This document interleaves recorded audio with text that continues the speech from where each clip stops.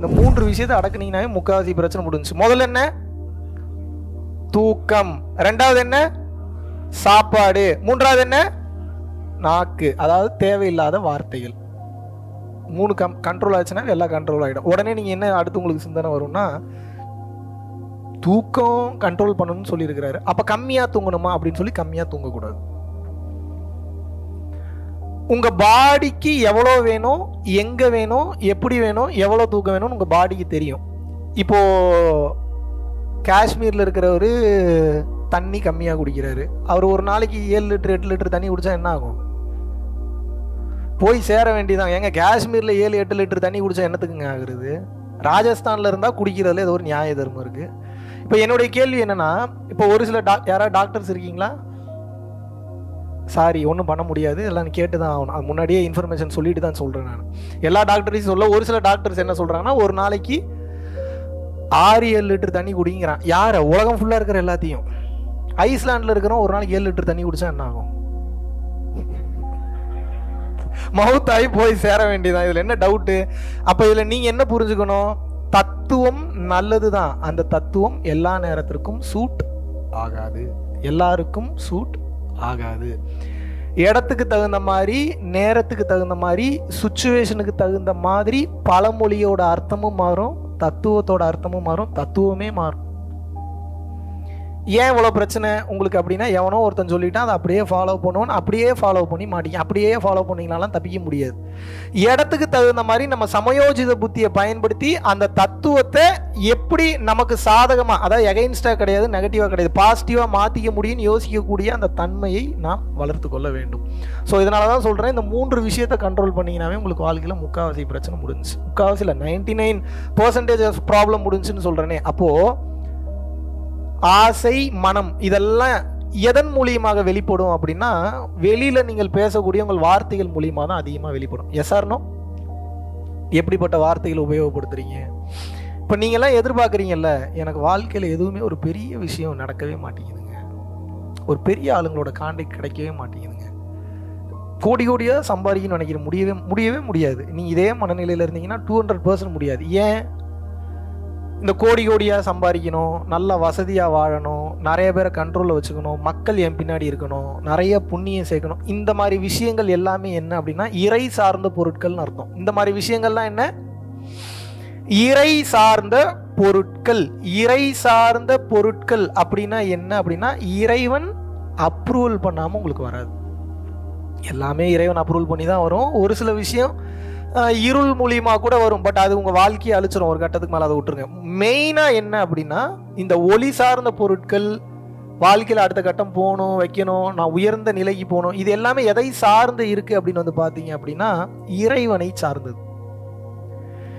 ஏன் உங்களால் அடுத்தடுத்த கட்டம் போக முடியல அப்படின்னா, ஏன் உங்களால் அவ்வளோ பெரிய விஷயங்களை அச்சீவ் பண்ண முடியல அப்படின்னா, நல்லா புரிஞ்சுக்கணும், உங்களுடைய தராதரத்தை இன்னும் நீங்கள் உயர்த்தி கொள்ளவில்லை. தராதரம் அப்படின்னா என்ன? நீங்கள் சேர்த்து வச்சிருக்கிற சொத்தா, நீங்கள் வாங்கி வச்சிருக்கிற நகையா, மனப்பக்குவம்.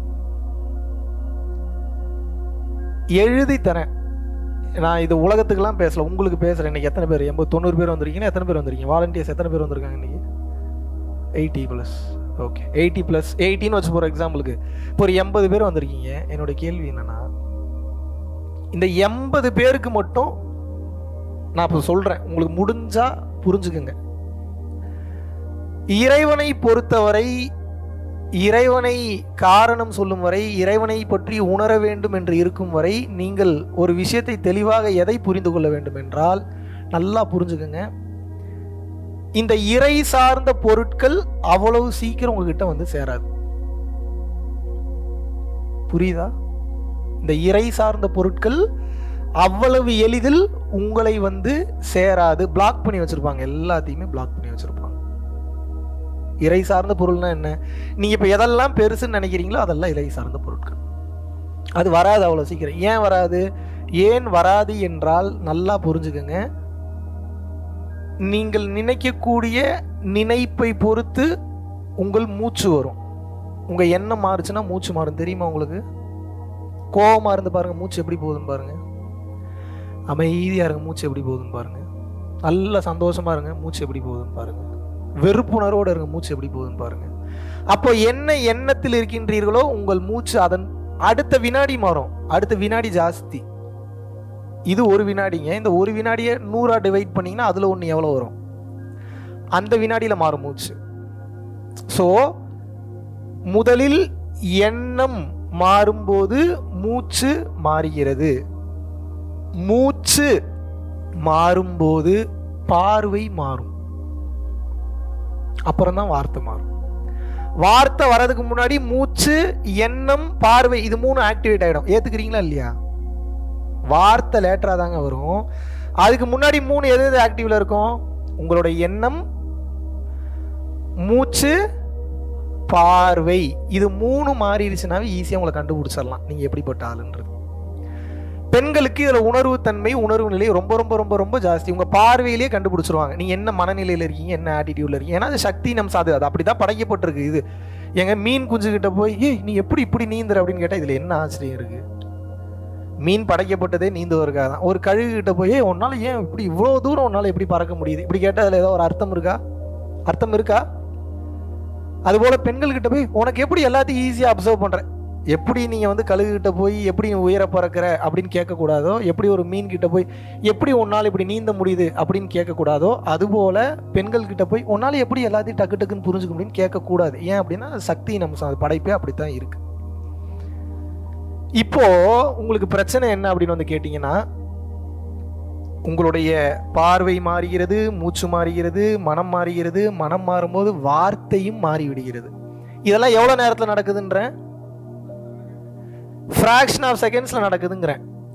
அப்ப இந்த ஃபிராக்ஷன் ஆஃப் செகண்ட்ஸ்ல நடக்கக்கூடிய மாற்றங்கள் ஆப்போசிட்ல இருக்கக்கூடிய பர்சனை பாதிக்க வைக்க செய்யுமா செய்யாதா? Whether it can be positive or negative. பாசிட்டிவாகவும் பாதிக்கும், நெகட்டிவாகவும் பாதிக்குமா பாதிக்காதா? 200% பாதிக்கும்.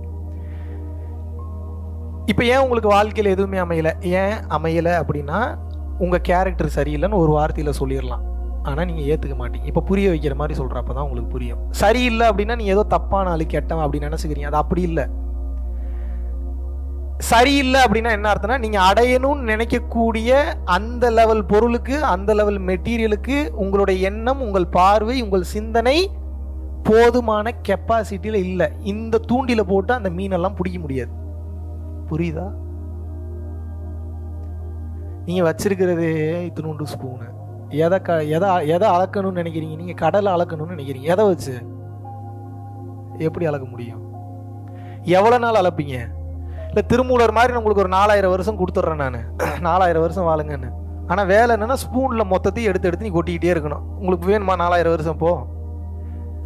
ஏன்டா 4000 வருஷம் இருந்தா நான் ஏன்டா இங்கே சுத்திக்கிட்டு இருக்கிறேன்? நான் ஏன் கடல் தண்ணியை ஸ்பூன்ல அள்ளி வெளியில ஊத்திட்டு இருக்கேன்? எவ்வளவு உருப்படியான வேலை இருக்கு, அதை போயிலடா பார்ப்பேன். அப்படித்தான் இப்போ எண்ணம் மாறும்போது பார்வை மாறுகிறது, சொல்லும் மாறுகிறது, உங்களுடைய மூச்சும் மாறுகிறது. அப்போ உங்களுக்கு நடக்க இருக்கக்கூடிய வெளிப்புற சூழ்நிலை, வெளிப்புற சுச்சுவேஷன், வெளிப்புற ஆக்டிவிட்டிஸ்லாம் மாறுமா மாறாதா? எல்லாமே மாறி போயிடும்.